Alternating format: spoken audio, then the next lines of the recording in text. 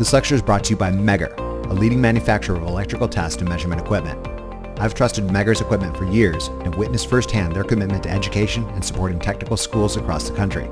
For a limited time, Megger is offering my viewers an exclusive discount on their next purchase on products sold through U.S. distributors. Simply visit us.megger.com/bigbadtech for all the details. Good day and welcome to Big Bad Tech. I'm your instructor Jim Pytel, and today's topic of discussion is complex circuit analysis.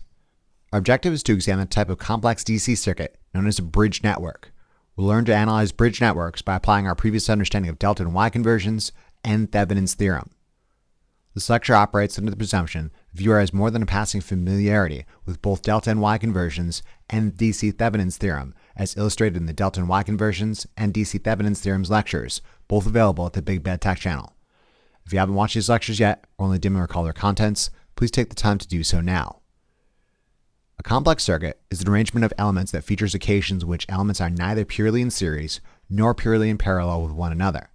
The classic example of a complex circuit is a bridge network consisting of 5 elements, where 2 pairs of stacked elements form the uprights of the bridge, Rm and Rn on the left, and Rp and Rq on the right, and the 5th element, Rx, is the decking of the bridge, spanning the chasm in between. You'll note that Rm is not purely in series with Rn in the left upright because of the influence of the bridge element Rx. Any current entering Rm does not necessarily travel through Rn because some of it can travel through Rx. Similarly, you will note that Rp is not purely in series with element Rq in the right upright because of the influence of bridge element Rx. Any current entering Rp does not necessarily travel through Rq because some of it can travel through Rx. Also, note that neither the top nor the bottom pair of elements, Rm and Rp and Rn and Rq, would be purely in parallel with one another because of the influence of bridge element Rx. In summary, this is a complex circuit because there exists no purely series nor purely parallel paths, but rather a complex web of paths that necessitate simplification or alternate analysis techniques. 2 methods can be used to analyze bridge networks. The first necessitates the use of a delta to Y conversion, and the second method necessitates the use of Thevenin's theorem. Ideally, the viewer already has ample experience with both these techniques, and as such, I'm encouraging you to get actively involved and treat this lecture as you would a series of illustrated example problems. If your answers do not match those illustrated, by all means, feel free to rewind the lecture and correct any mistakes you may have made. Let's first examine bridge network analysis scenarios, making the use of delta to Y conversions. Consider a bridge network consisting of 5 elements. Rm, the top left upright of the bridge, is 270 ohms. Rn, the bottom left upright of the bridge, is 500 ohms. Rp, the top right upright of the bridge, is 270 ohms. Rq, the bottom right upright of the bridge, is 10 ohms. And finally Rx, the bridge span itself, is also 270 ohms. Let's say we're being asked to solve for voltage across and current through bridge element Rx. Key to the solution of this problem, making use of an equivalency between delta and Y configurations, is determining the nodal voltages of the bridge element Rx. Let's call these nodes A and B. There are several places to make use of an equivalency between delta and Y configurations in our bridge network. First, one could convert the Y configuration of Rm, Rx, and Rn into a delta. Second, one could just as easily convert the Y configuration of Rp, Rq, and Rx into a delta. While easily within our reach, these Y2 delta conversions would not result in a simpler circuit, and as such, let's consider other possibilities.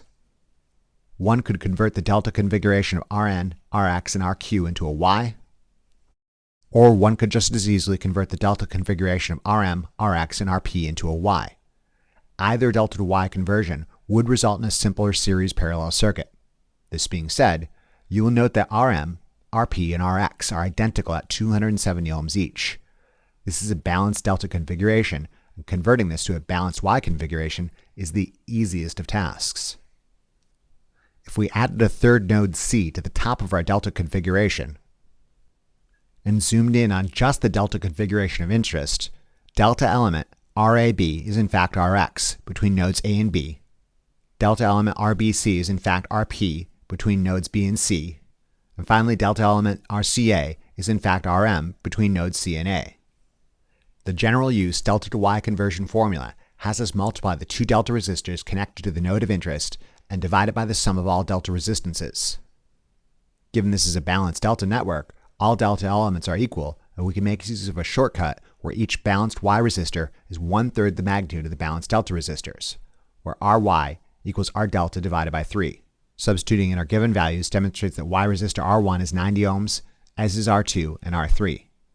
Ideally, we should be able to swap out this new Y configuration for the previous delta, and the bridge circuit will be none the wiser to the substitution. Substituting in the balanced Y configuration at nodes A, B, and C for our earlier balanced delta results in a purely series parallel circuit. Note we've gained access to an additional central node I'm calling Y. This being said, we've lost access to Rx, the bridge resistor of interest. However, if we solve for the nodal voltages at A and B, we in effect can solve for the voltage differential across the bridge resistor Rx. R1 and Rn are in series with one another, a simplification I'm calling R single prime with a value of 590 ohms. Similarly, R2 and RQ are in series with one another, a simplification I'm calling R double prime with a value of 100 ohms. You'll note at this level of simplification, we've lost access to our nodes of interest, A and B. Node A is internal to simplification R single prime, and similarly, node B is internal to simplification R double prime. R single prime and R double prime are in parallel with one another, a simplification I'm calling R triple prime with a value of 85.8 ohms. R triple prime is perfectly in series with Y resistor R1. This is a perfect setup for the voltage divider rule. An application of the voltage divider rule demonstrates V triple prime is roughly 19.5 volts. Voltage across elements in parallel is the same.